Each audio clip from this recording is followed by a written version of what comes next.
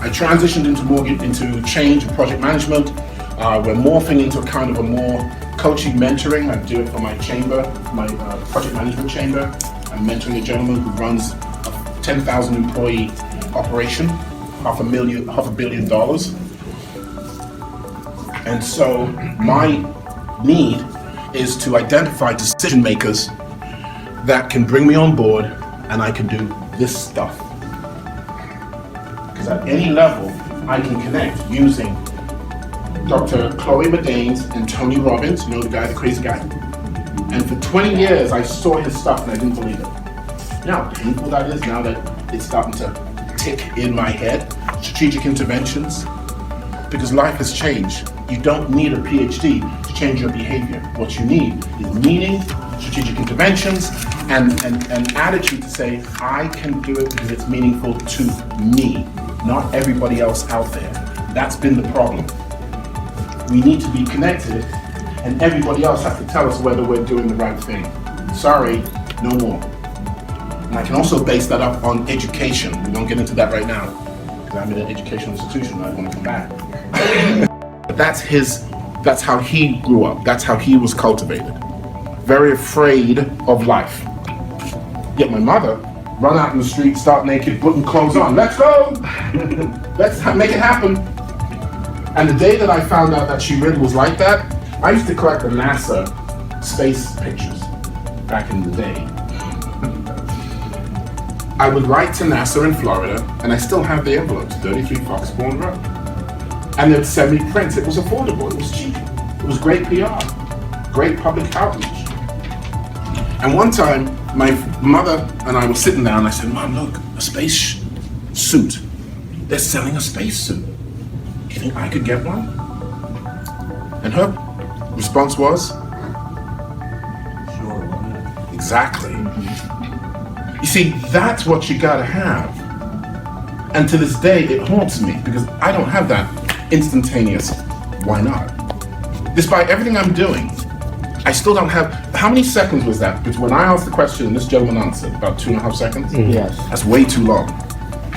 I thought you was gonna say, I was gonna say it from real life. Cool, all right, good comeback. Give me a pound. My understanding is the natives to this country were herds people. They moved around. And their agricultural system was so sophisticated that they understood not just the planets, the stars, but the behavior, the rhythm of the earth. We have lost that. We have lost that as a people, human people. So when you're speaking to someone, you ask them, you're not Asian, you're not African, what nationality are you? What country do you come from? America.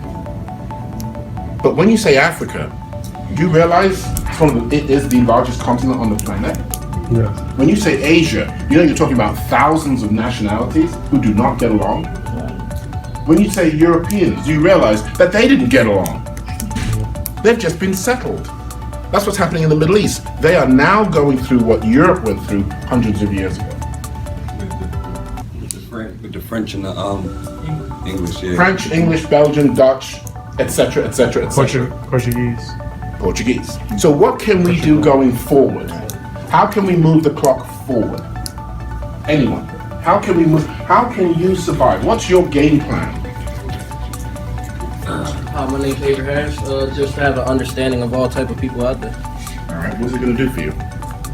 Keep me in the best.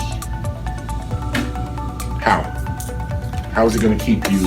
How is it gonna secure your interest? How is it gonna make you a better person? How is it gonna help you do your job? When you're in a group of 5 or 6 people, you're doing a project. Someone's from Singapore, someone's from England, someone's from Australia, someone's from the southern part of the United States, right? Maybe they're from the Latin American countries. How is that perspective gonna help?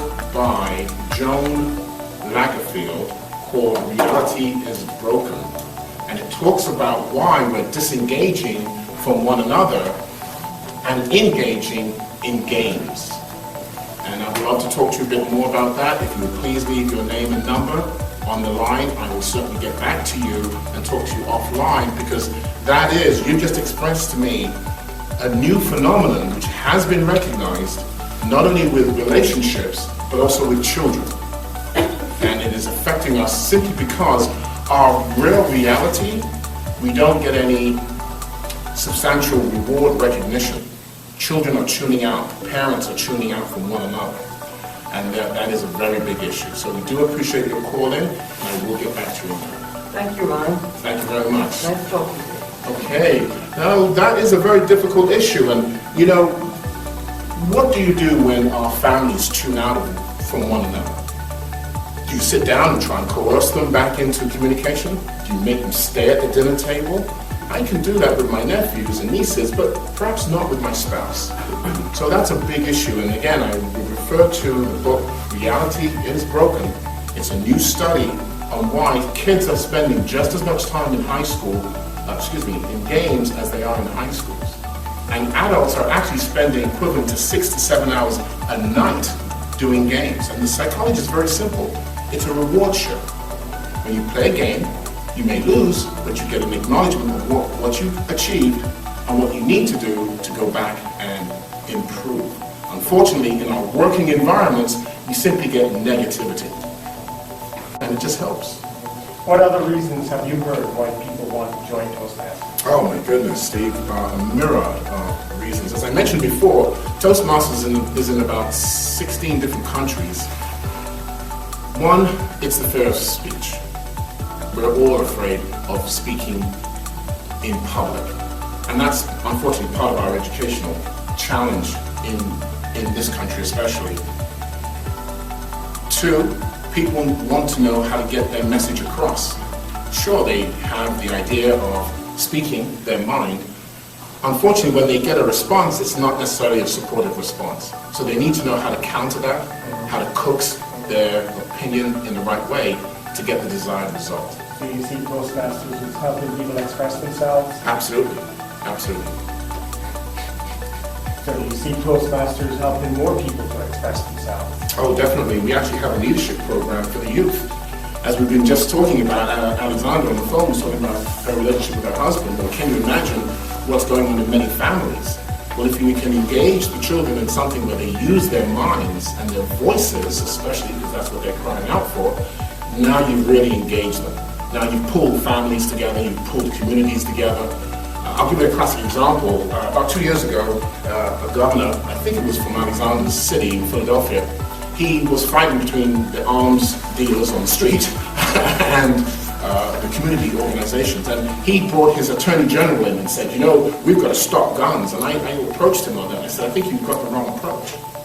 I think what you should have done is embrace the NRA, which is the National Rifle Association, and say, would you bring your resources and educate my communities on how to use guns safely? While they were in an uproar. How dare you suggest that? That's ridiculous. How can we educate people on how to use guns when they're killing one another? Well, that's just it. Guns are not bad, it's people. And if you can galvanize more people together, you can then start to whittle out the negative.